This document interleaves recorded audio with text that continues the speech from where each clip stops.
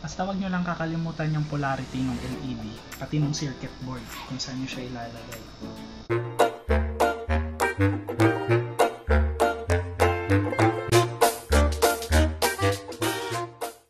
So, hello, good day mga chong. So, ito na yung continuation ng isang video natin sa modification ng gauge panel or ng instrument panel ng sasakyan natin. So, dito sa video na to, magsusolder na tayo ng pinaka gauge panel natin, no? Pero hopefully makita talaga dun sa video, no? Kasi medyo mahirap mag-solder, tapos ang liliit ng mga isosolder natin. Pero tingnan natin mamaya, no? Sana makita dun sa video. By the way, dun pala sa mga hindi pa nakasubscribe, no? Subscribe na kayo para maging updated kayo din sa mga video tutorials natin na parating. So, hindi ko napapatagalin, no? Simulan na natin yung pagsasolder. So, ayan, no? Pupunta na tayo ngayon sa paghihinang. So, ang mga need natin palitan na LED is ito, no? Isa, dalawa, tatlo, apat, lima, tapos ito, anim, pito. So, ang LED kasi may polarity yan, no? Positive and negative. Pero, kung titignan nyo to, no? Mukhang hindi lang makikita kasi doon sa pinaka-video talaga. Kasi napakaliit. Merong symbol na nakalagay dito, no? So, nakalagay dyan kung alin yung positive at saka kung alin yung negative. So, at least, doon sa pinaka-circuit board, alam nyo na kung alin yung positive at saka kung alin yung negative. So, ang kailangan nyo na lang ngayon malaman, dito sa ipapalit yung LED, kung alin dito yung positive and alin yung negative. So, medyo gumamit ng multi-tester, no? Hindi ko lang kasi nadala yung multi-tester ko, so hindi ko mapakita sa inyo kung paano malaman kung alin yung positive and negative. Pero basically, gagamitan nyo ng tester to, no? Para malaman nyo kung alin yung positive and yung negative. So, kailangan nyo yung soldering iron. So, gamit kayo ng chane, no? Para at least mahawakan nyo yung mga maliliit na LED. So, minove ko. Masyadong malayo sa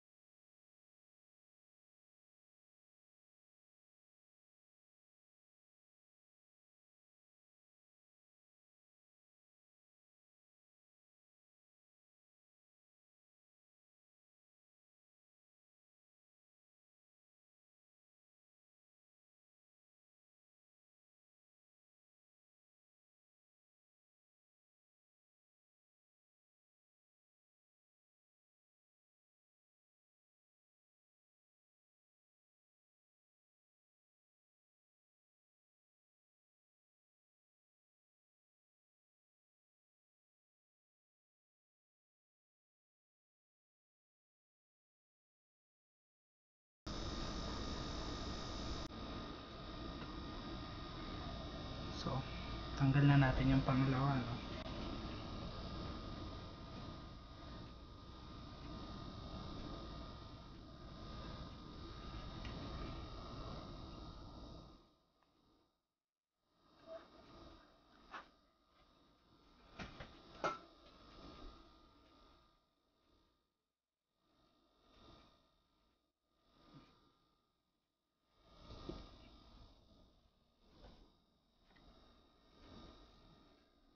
So, ang gawin nyo muna, itong pinaka LED nyo, lagyan nyo muna ng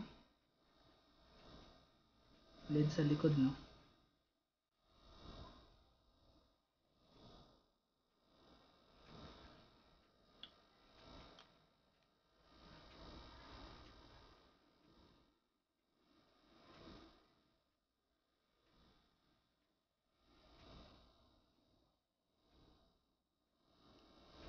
Yan. So, pagka may LED na yan, pwede na natin dikit dito, no? Basta wag nyo lang kakalimutan yung polarity ng LED, pati ng circuit board, kung saan nyo siya ilalagay. So, kung ako yung tatanungin, no? Sulit bang mag-DIY nito? Hindi. Pagawa nyo na lang, no?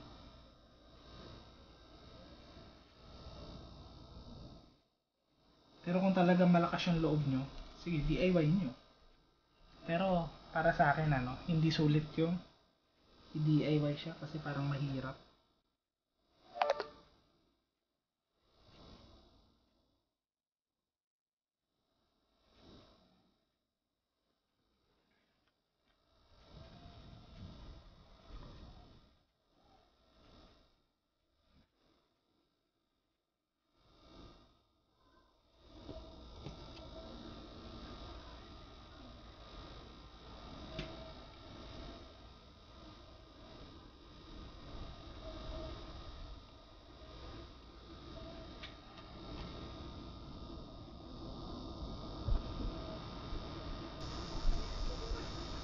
Yan. So, lahat, no? Ganyan yung gagawin nyo. Palitan ko na muna lahat. Tapos, tsaka ko na lang pakita ulit mamaya. Medyo matagal ang video kung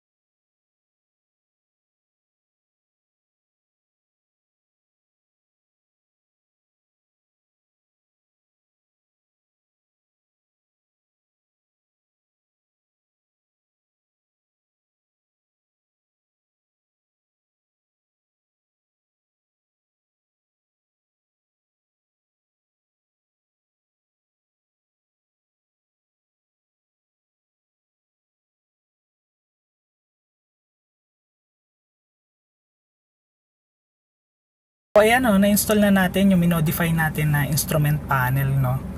So ngayon, dahil wala pa akong film, no, so white lang yung pinakailaw niyan. So ngayon tignan natin kung gumagana, no. Yun, no. So nag-white siya, no. Hindi na siya kulay orange. Patayin ko. Ngayon papailawin ko ulit. Yun, no. So white na yung pinaka-gauge ko. Siguro along the way, lalagyan ko na lang ng film, ano, pagka nagkaroon na ng available na film. So one more time. Yun, mag-dim. Yun, umiilaw, no. Ayun, no, ganun ko minodify yung instrument panel ng sasakyan ko, no. By the way, yung LED pala na ginamit ko dun, no, in order ko lang yun sa Shopee. So pwede rin pala kayong bumili ng mga LED strips sa mga motorcycle shop, no. Tapos tanggalin nyo na lang yung LED. Ang hindi ko lang alam kung lahat ba ng LED is applicable para sa ganitong modification, no. Syempre iba-iba rin ng mga voltage yan. So I suggest bago kayo magkaroon ng modification dun sa gauge panel nyo, make some research, no, kung alin yung mga LED na pwede nyong gamitin.